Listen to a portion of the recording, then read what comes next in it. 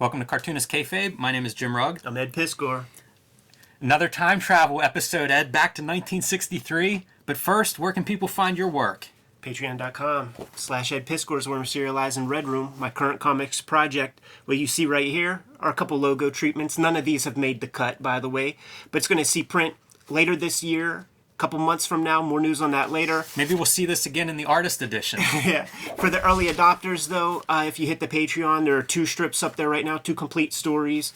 And I put new strips out every Tuesday. So this is for the 6th story, man. I call it Rat Queens. That you're going to say for the sick fans out there. That's all implied, Jim. I am also pushing my Patreon now, patreon.com/Jim Rugg. You can find PDFs of some of my zines and comics. You can find process posts, reviews of books, notes from some previous episodes of Cartoonist Kayfabe. Check that out, patreon.com/Jim Rugg. But we're here, Ed, today to continue to read more comics. With 1963, No One Escapes the Fury. This is listed as book 2, but it's worth pointing out these 1963 books are really standalone stories completely, so much less important what sequence they were published in than the actual books. And this was my favorite from the initial launch. Dude, it is sturdy Steve Bissette doing a superhero comic. Yes. Name one other one. Very true. You know what I'm saying? And if people are like, oh, well, there was that issue of Swamp Thing, blah, blah, blah. Go listen to our shoot interviews with Rick Veitch, where he says anytime there's any Batman or superhero character in a Steve Bissette Swamp Thing comic, he called me up on the jack, said, hey, man, I got the tea on. You know, I got the hookah out. Why don't you come over, draw in this Justice League of America for me? Yeah, well, he overcomes that. Since there's a lot of superhero action in here, I'm assuming that this is his pencils on most of, if not all of these great sequences, and they are awesome. It's really cool to see him do it. I love this cover, too, because you've got Fury, looks good, love the logo, all on board for that. Then you have this Voidoid villain who's going to be one of the main villains in this story. Love that concept. Just the empty negative space. Very cool. It really is magical the way it works. It's this great illusion because it's just the weight of the paper, but it really feels bright. Yeah, it's perfect. And probably by design that there's no other white, outside of the lettering on this illustration. And then the shadow of the War Beast coming in on that wall. Perfect cover, man. Perfect cover. And it's supposed to be throwback to these older, different era of comics. But man, this kind of cover storytelling, I love it. That's timeless stuff for me. For sure. It's neat to see this now too, 30 years later, where it's like, oh yeah, this would be a great comic if it came out today. Got some new intel on the 1963 stuff after this past week of you putting the videos out there and stuff. So Mary Marvin Kilroy, that's Rick Veitch. Yes. Doing the color seps there. And he and Steve Bissette handled basically all of the production stuff here. Rick talks about how it was kind of like they made a mistake because when they start divvying up the royalties, man, it was all kind of like a third, and a third kind of stuff. But they did so much more than Chester Brown did on whatever issue that was. Yeah, well, hopefully it's at least maybe prorated. I wonder about like. Again, first, the same team, essentially, as the Mystery Incorporated team, with the change being Bissette on pencils, being the only big change. So you have Dave Gibbons inking Steve Bissette. Gibbons, I love these inks. Like, these look so good. Same, with Mystery Ink, where it's like, it's just a perfect, clean, works really well for a Silver Age style. And Don Simpson back on lettering, and I adore his lettering, especially the title kind of lettering. Whenever you see these bigger, bold lettering choices, just gorgeous stuff. Even the splash page is great. The Cargo X, like, I am just on board from page 1. Exactly what I want in a comic. Yeah, he's incredible at it, man. And they credit, like, Gibbons came through in the clutch in many, many, many ways on this comic. The way that things were doling out when they were putting this together, obviously, if it comes out in 1993, they're working on it in 1992 when the speculator boom was still in full effect. And the bust is basically they're watching it happen months before this comic even comes out, and they have to get it done. Like, if they resolicit these comics, chances are there are going to be far fewer orders because the comic shops are freaking dying from all of their speculation nonsense. So it's paramount that they get these books out on time, and the assembly line process, the process that made Marvel Comics so reliable in terms of deadline, comes through in the clutch. And Dave Gibbons is given lots of credit for the work that he's doing. But once again, Bissette and Veitch are the guys who are doing all the production stuff. Many sleepless nights in the creation of these comic books here. It makes sense because they do read so well. You know, these pages are just full of Marvel wonder, movement, really great, exciting superhero comics, easy to read. And I was thinking going into this is sort of your Ditko to the Kirby Mystery Incorporated Fantastic Four, but I don't see a ton of Ditko actually in this, but it does feel a little bit more like a Daredevil, Spider-Man type character. Yeah, there's I think even allusions to, and this is breaking the Marvel tradition, but his name's the Fury, and this is our Nick Fury. This is actually our Nick Fury kind of character. This lady named Captain Solo or something. Yeah. Allusions to like his earlier namesake or whatever, but costume's different. Blah blah blah. This looks like that Golden Age Daredevil in a way, and then there's the modern age Daredevil. So I wonder if there's some allusions to that. This might be like one of the most Bissette looking drawings in the whole thing. But you isolate any one of these, you wouldn't be able to point out the Bissette. And we seen this panel happen in last issue whenever cops were on the street as the Fury was riding by on top of that Cargo X. Yeah, absolutely. The creation of the universe, yes, where characters do crisscross, even if it's a very minor kind of crossing of the paths. Great generic henchmen. You got to have those. They do look really good. Good henchmen, good vehicles, some DeLuca effect of him flipping around. That's a little Daredevil-esque. Daredevil. Yes, Marvel Daredevil. And so the henchmen are trying to steal this Cargo X that Fury is protecting along the way. With Laser, the shield counterpart being Laser. Yeah. I should have found that acronym somewhere. Law and Security Enforcement Reserve. Acronymic OW. It's so funny because that works better than whatever SHIELD stands for. All right, so it looks like he's escaped this first attempt at stealing Cargo X, and whenever he lands on his feet and turns around, Voidoid is back, and he has a selection of like these high-tech weapons that he's going to put on. And it's really fun whenever he does put a piece on, like this is some kind of helmet, vision, goggle, tracking, something helmet, but it looks so neat in front of the white of Voidoid. Yeah, it does. Funny ad, own a nuclear sub, and the text is about like a Soviet nuclear sub that they're selling off. Yeah. What's the one thing? Controls that usually work. Over 1,000 feet long. It's so good, man. And there's your badass Void, helmet on. Almost looks like some kind of brain thing sticking out of that helmet, and then his high-tech gun. And this is, I guess, what he's seeing, his Predator vision. Good wireframes. Very cool, man. Great page. Love this page. Wonder where all the original art from this series went. Yeah, good question.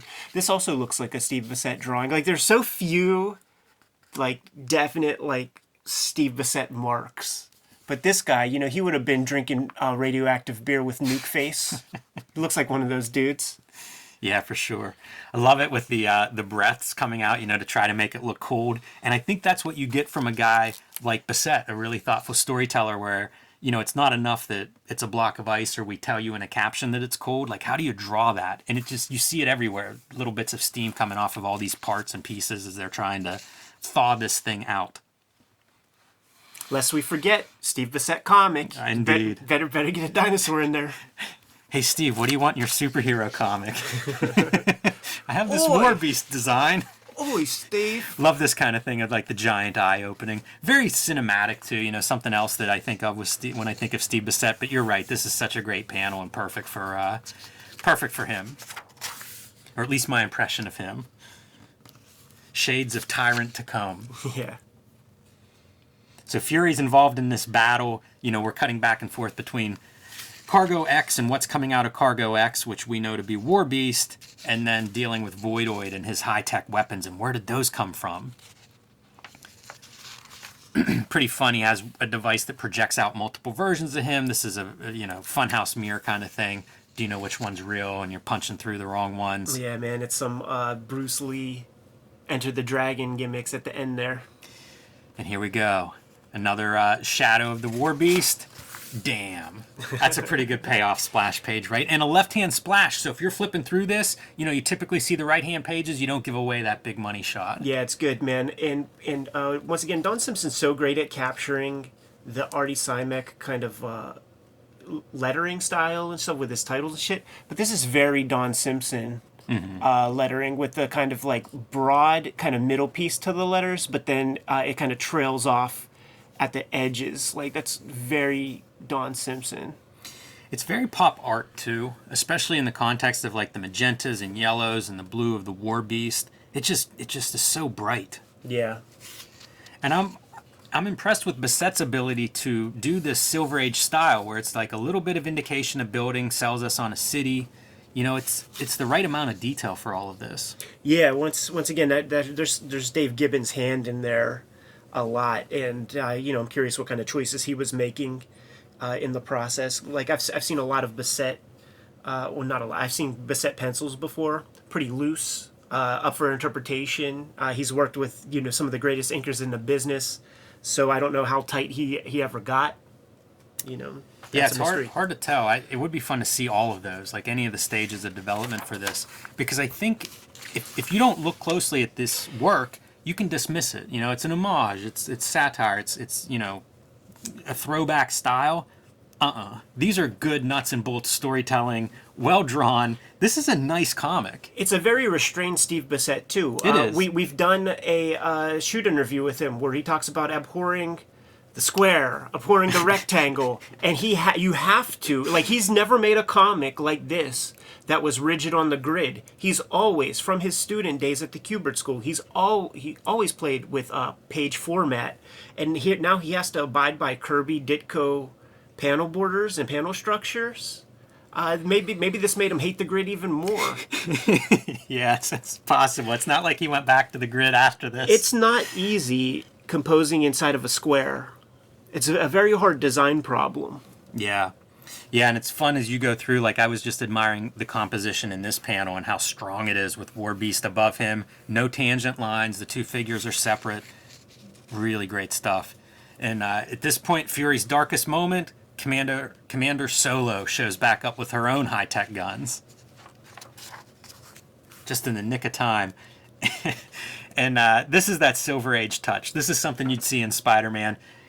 Fury has to call home, owes his mom a phone call, and this is where we see the history of Fury, is that his dad was the superhero who is no longer with us, and his mom doesn't know that he's picked up that mantle and would hate it, fearing for his life and well-being. So makes up a story about being sick, and that's why he sounds flustered however he sounds here, and it's great. He's trying to wrap up and his mom's still talking to him. You see the claws coming in, and he's like, I gotta go, Mom, I gotta go. Very important storytelling piece right here, man, because you might have saw that Voidoid earlier. He had that kind of, his shape is very specific, not too far from this right here, man, and keep a look on that shirt. It's very important storytelling stuff. Also, here we have our Alan Moore, Erzatz, Stan Lee dialogue, and to us little kids that were buying this fucking comic, he's calling out at this time what would have been kind of the trinity of Fantagraphics books. Gregarious Gary Groth, Kissable Kim Thompson, which I'm sure Kim fucking loved. Dreamy Dan Clowes does 8-Ball, Perky Pete Bag, Hate, Love and Rockets by Glamorous Gilbert, and Hunky Jaime Hernandez.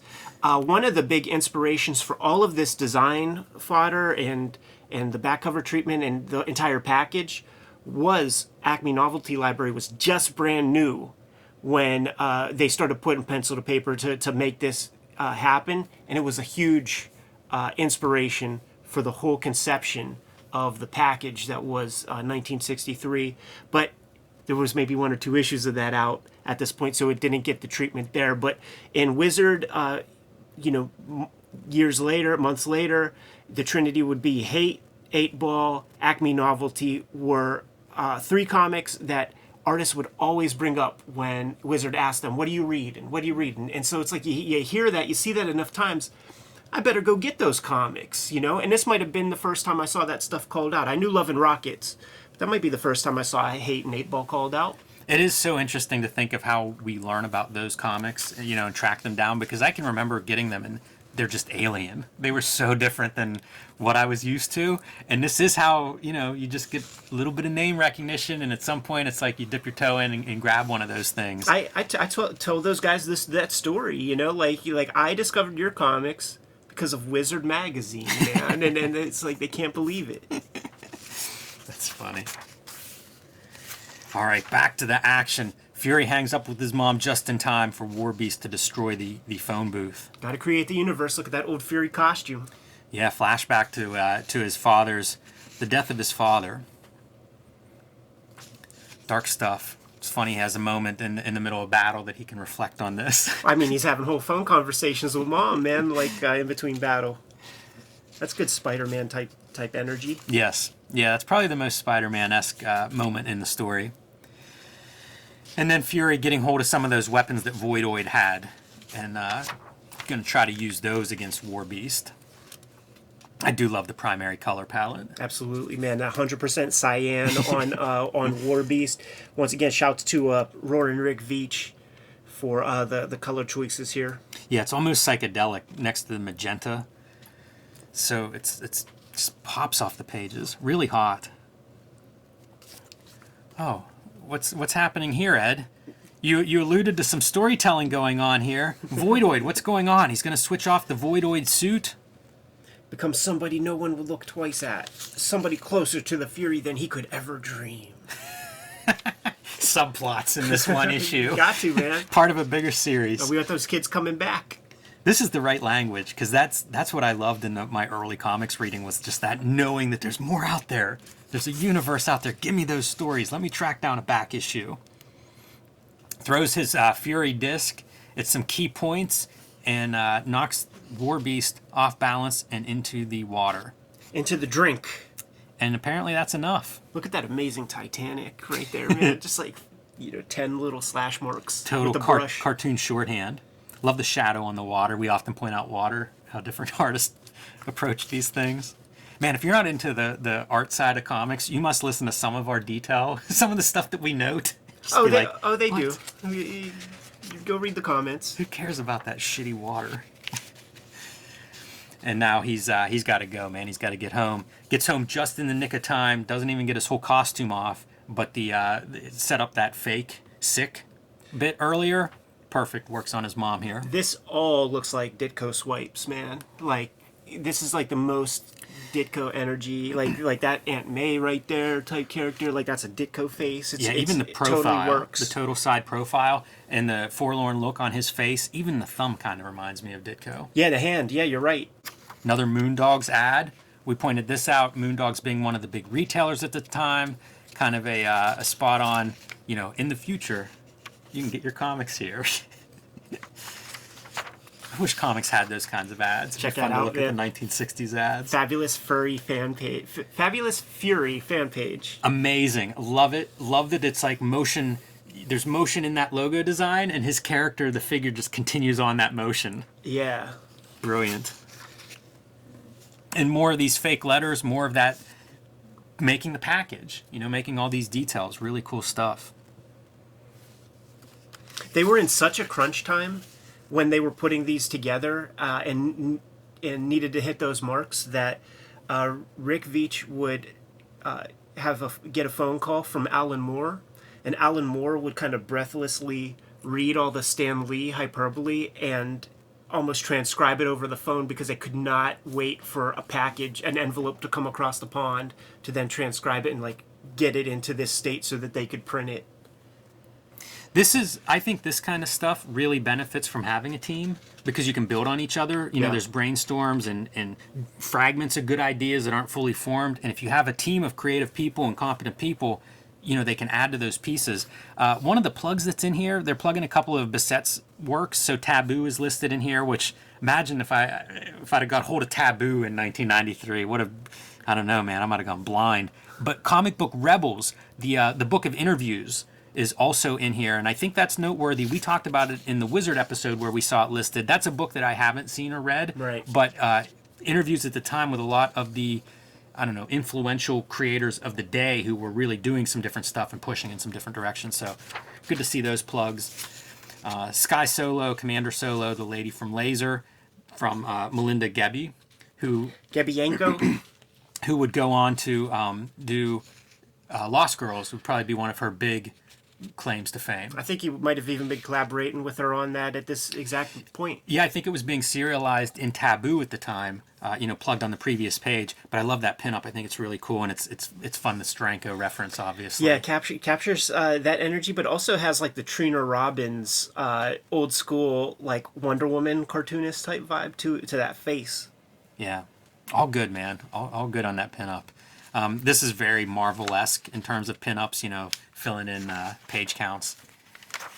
Swipe any drawing in 1 minute. Feels like that's a minor dig at some of the artists of the day. Yeah, sure. I mean, listen, cartooning tradition. For sure, and these kind of devices, like projection devices and stuff, very common piece of equipment, 80s and probably early 90s. Pre-digital, this was projector kind of thing. I think most cartoonists, that was part of your equipment. Absolutely. Yeah. We seen photos where the shit's even attached to their drawing table. Yeah, and not just for swiping. I mean, it's also for blowing up your layout roughs and any number of uses that would be not objectionable. Although I'm not against the swipe, but some people are. And ending on another great Must I Lose My Mind Great ad. Colors. Like that green. So grotesque. That's your skin shade if you would have got Taboo around this time. It would have been. Incredible comic. Very fun comic. Really cool that it stands on its own. If you're watching this at home, I was surprised by comments of like, I've never seen the 1963, never heard of it before. I take for granted sometimes, like this certainly sold quite a few 100,000 copies when it came out. So a big title by today's standards for sure.